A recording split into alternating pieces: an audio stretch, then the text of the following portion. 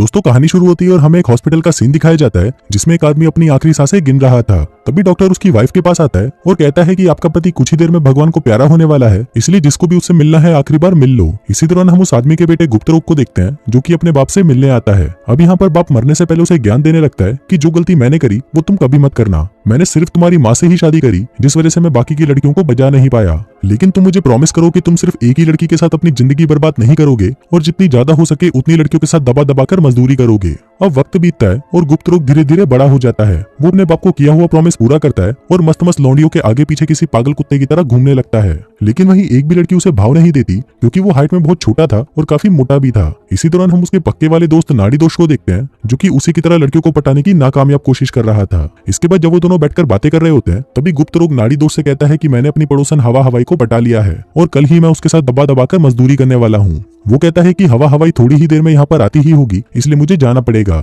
इसके बाद वो बाहर आकर हवा हवाई से मिलता है जो उसे अपनी सवारी करवाने से मना कर देती है। गुप्तरोग कहता है कि हम पिछले हफ्ते ही तो डेट पर गए थे, तो अब तुम मेरे साथ रिलेशनशिप में क्यों नहीं आना चाहती।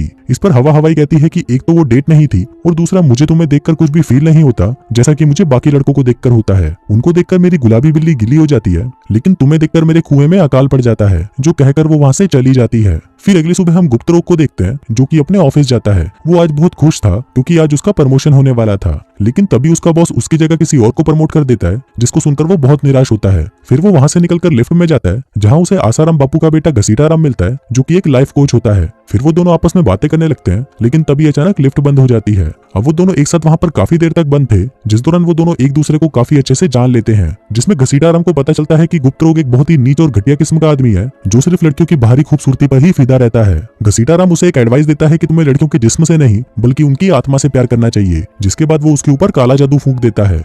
जय बजरंगबली ओम जिमाम जिमाम बिंग बिंग बो से। तभी वो लिफ्ट चालू हो जाती है और गुप्तरोग अपने ऑफिस से बाहर आ जाता है। वो एक कैब को रोकता है जहां उसे वहां पर खड़ी एक बहुत ही सुंदर लड़की मिलती है जिसका नाम था गड़बड़ मामला। अब वो भी उसी कैब को रोक रही थी, तो गुप्तरोग उसे कहता है कि क्यों ना हम इस कैब को शेयर कर लें। अब वो दोनों साथ जाने लगते हैं, जिस दौरान गुप्तरोग पूरे रास्ते उस पर लाइन मारने की कोशिश में लगा रहता है। वो उसे घूरता रहता है क्योंकि वो उसे बहुत ज्यादा खूबसूरत लग रही थी। इसके बाद वो दोनों सेम स्टॉप पर ही उतर जाते हैं जहां गुप्तरोग उससे उसका फोन नंबर मांगता है। गड़बड़ मामला थोड़ी घबराई हुई थी, लेकिन फिर भी वो उसे अपना नंबर दे देती है। इसके बाद वो रोज की तरह ही उस रात भी अपने दोस्त नाड़ी दोष के साथ क्लब में जाता है ताकि आज रात को वो किसी लड़की को पटाकर बजा सके।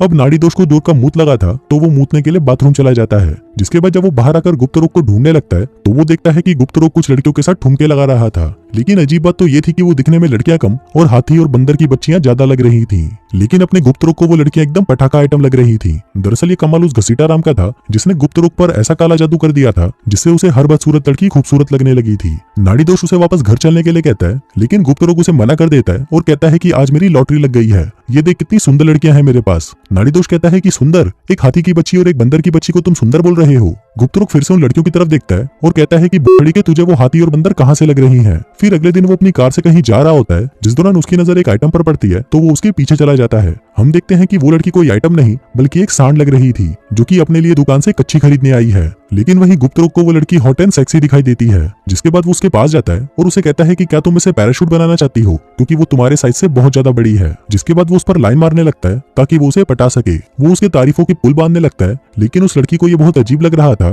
क्योंकि उस भैंस की बच्ची की आज तक किसी ने तारीफ नहीं करी थी। फिर वो दोनों एक दूसरे को अपना नाम बताते हैं जहां उस भैंस का नाम रोजमेरी होता है। अब गुप्तरोग बार बार उससे रिक्वेस्ट करता है, जिसके बाद वो दोनों एक कैफे में आ जाते हैं। यहाँ रोजमेरी उसे बताती है कि वो एक हॉस्पिटल में काम करती है जहाँ एक्सीडेंट से पीड़ित बच्चों की देखभाल की जाती है। फिर वहाँ पर ऑर्डर लेने के लिए वेटर आता है और रोजमेरी उसे ऑर्डर देती है 2 लार्ज पिज्जा, डबल चीज बर्गर, चिली फ्राइज विद चीज और पूरी बाल्टी चॉकलेट मिल्क शेक। अभी सुनकर गुप्तरोग की फटकर 464 हो जाती है और वो सोचता है कि ये इतनी सी लड़की इतना सब कुछ खा कैसे लेगी। इसके बाद जब गुप्तरोग रोजमेरी से उसका सरनेम पूछता है तो उसे पता चलता है कि वो उस कंपनी के चेयरमैन की बेटी है जहाँ गुप्तरोग काम करता है। अब वो दोनों बातें कर ही रहे होते हैं कि तभी उस हाथी के वजन से कुर्सी टूट जाती है और रोजमेरी नीचे गिर जाती है। अब गुप्तरोग को लगता है कि शायद कुर्सी ही कमजोर थी, इसलिए वो उनके स्टाफ को बुलाता है और उन्हें सुनाने लगता है कि तुम्हारी कुर्सी में इतना भी दम नहीं है कि एक फूल जैसी लड़की का वजन उठा सके।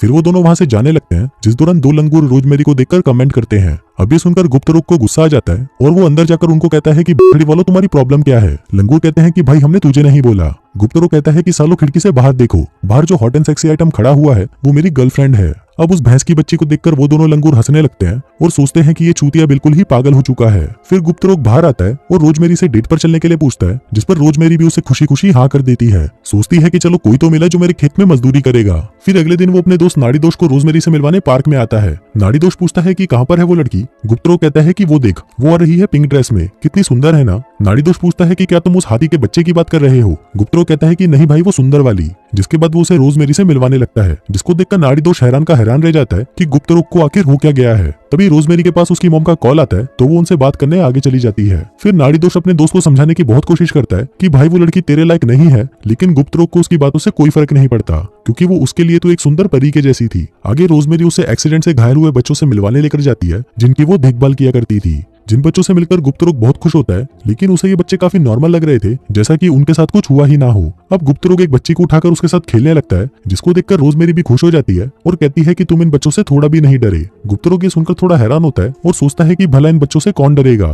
फिर अगले दिन वो दोनों डेट पर जाते हैं, जहाँ पर वो एक बड़े से गिलास में चॉकलेट शेक भरवाते हैं, जिसे अकेली रोजमेरी ही गटक जाती है। इसके बाद वो पानी में बोट चलाने के लिए एक झील में जाते हैं, जहाँ रोजमेरी की वजह से नाव एक साइड से झुकी हुई थी, लेकिन गुप्त रोग को यहाँ पर कुछ भी समझ नहीं आता। फिर एक दिन रोजमेरी गुप्त रोग को अपने घर लेकर जाती है, जहाँ पर वो उसे अपने बाप से मिलवाती है, जो कि उसकी कंपनी का प्रेसिडेंट है, और उससे मिलकर गुप्त रोग काफी डरा हुआ था। इसके बाद सभी मिलकर डिनर करने लगते हैं, जिसके बाद जब गुप्त रोग और रोजमेरी का बाप अकेले बैठे होते हैं, तभी उसका बाप कहता है कि तुम प्रमोशन के लिए मेरी बेटी को यूज कर रहे हो। जिसको सुनकर गुप्त रोग को गुस्सा आ जाता है और वो कहता है कि ऐसा बोलकर आप मुझे नहीं बल्कि अपनी बेटी को हर्ट कर रहे हो, क्योंकि जब तुम ही अपनी बेटी को सुंदर नहीं मानते तो वो भी अपने आप को सुंदर कहाँ से मानेगी, जबकि वो तो एक बार्बी डॉल जैसी है। अभी सुनकर उसका बाप थोड़ा सा कंफ्यूज हो जाता है और अपनी बेटी की तरफ देखता है। इसके बाद गुप्त रोग उसे अपने घर ले जाता है, जहाँ वो दोनों दबा दबा कर पलंग तोड़ मजदूरी करते हैं। फिर अगली सुबह गुप्त रोग की पड़ोसन हवा हवाई देखती है कि कोई हाथी का बच्चा लॉबी से होकर नीचे जा रहा है, जो कि गुप्त रोग के रूम से निकला था, जिसे देखकर वो समझ जाती है कि पूरी रात गुप्त रोग ने उसके साथ क्या कांड किया होगा। फिर अगली सुबह ऑफिस में जब गुप्त रोग और रोजमेरी एक दूसरे को चूस रहे होते हैं, तभी वहां पर उनके कॉलीग्स आ जाते हैं और उस हाथी के बच्चे को देखकर समझ जाते हैं कि गुप्त रोग प्रमोशन पाने के लिए किसी भी हद तक गिर सकता है। लेकिन वहीं गुप्त रोग उन्हें कहता है कि मैं रोजमेरी से सच्चा प्यार करता हूँ। दूसरी तरफ नाड़ी दोष उस बाबा घसीटाराम को ढूंढ लेता है और उससे पूछता है कि तुमने मेरे दोस्त गुप्त रोग के साथ क्या किया है, लेकिन घसीटाराम उसे कुछ नहीं बताता और वहां से जाने लगता है।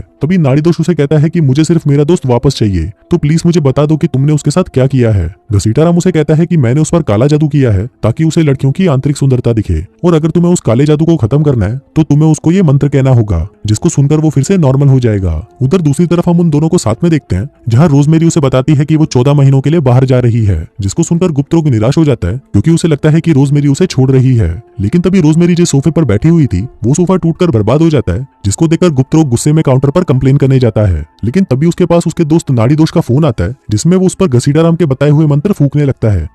जय बजरंगबली, ओम जिमाम बिंग बिंग बो, तंग सस्ते नसे। जिसको सुनते ही गुप्त रोग को सब कुछ वापस ओरिजिनल दिखाई देने लगता है। फिर वो वापस रोजमेरी के पास जाने लगता है, लेकिन वहां पर वो उसे दिखाई नहीं देती। वो काउंटर वाले से पूछता है कि जिस पटाखा लड़की के साथ में आया था वो कहाँ पर है। वो कहता है कि सर वो तो वहीं पर बैठी है। अब गुप्त रोग रोजमेरी की तरफ उसका चेहरा देखने के लिए आगे बढ़ता है, पर तभी वहां पर उसका दोस्त नाड़ी दोष आ जाता है और उसे जबरदस्ती वहां से घसीटकर बाहर ले जाता है। जिसके बाद उसके साथ जो भी हो रहा था वो उसे सब कुछ बता देता है, लेकिन गुप्त रोग को उसकी बातों पर बिल्कुल भी यकीन नहीं होता। तभी अचानक उसे वहां पर मामला गड़बड़ मिलती है, जो उससे पूछती है कि तुमने मुझे कॉल क्यों नहीं किया। गुप्त रोग थोड़ा कंफ्यूज हो जाता है और उससे पूछता है कि तुम कौन हो। मामला गड़बड़ कहती है कि मैं मामला गड़बड़ हूँ, याद है हमने उस दिन कैब शेयर की थी और तुमने मुझसे मेरा नंबर मांगा था। जिसके बाद वो उसे पहचान जाता है और उसे गले लगा लेता है। अब क्योंकि ये जानकर उसकी फटी पड़ी थी कि रोजमेरी एक हाथी का बच्चा है, तो वो उसे बिना बताए ही रेस्टोरेंट से घर आ जाता है और वापस से पहले जैसा होना चाहता है, क्योंकि अब उसे रोजमेरी से प्यार हो गया था। अब ऐसे ही कुछ दिन बीत जाते हैं, लेकिन इन दिनों वो रोजमेरी को बिल्कुल भी भाव नहीं देता। रोजमेरी उससे कॉल पर बात करने की कोशिश करती है, लेकिन गुप्त रोग हर बार बहाने लगाकर उसे अवॉइड करने लगता है। फिर एक दिन हवा हवाई गुप्त रोग के घर आती है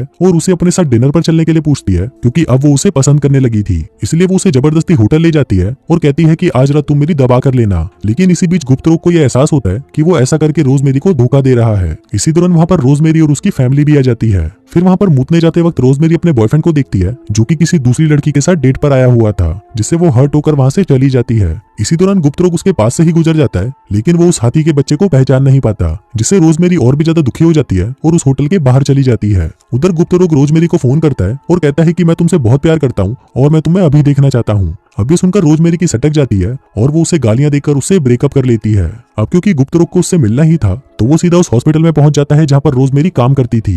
लेकिन तभी वहां पर उसे एक बच्ची मिलती है जिसका चेहरा जला हुआ था, और ये वही बच्ची है जिसे वो पिछली बार अपनी गोद में खिला रहा था। लेकिन तब उसे उसका जला हुआ चेहरा नहीं दिखा।